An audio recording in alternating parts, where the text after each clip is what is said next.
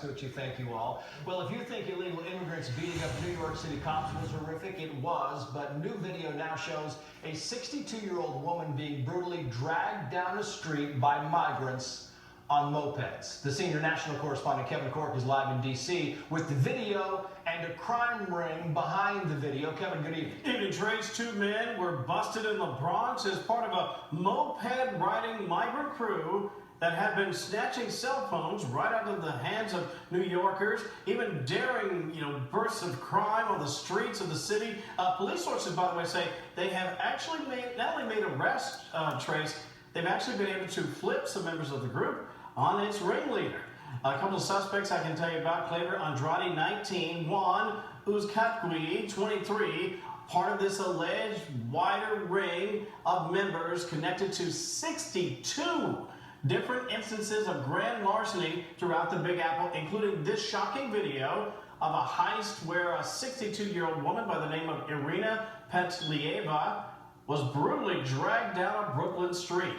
Thieves making off with her bag, her keys, her phone, her credit cards, and even her glasses, all while she careened through the air and slammed into a metal bike rack.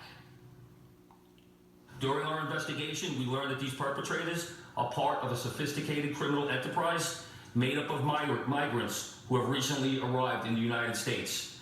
This network of thieves predominantly live in the migrant shelter system.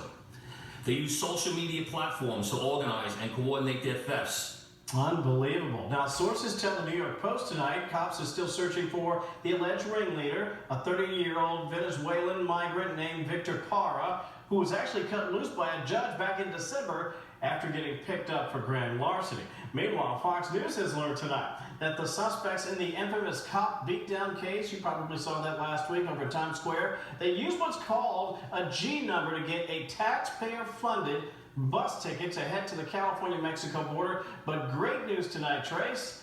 They were arrested in Arizona.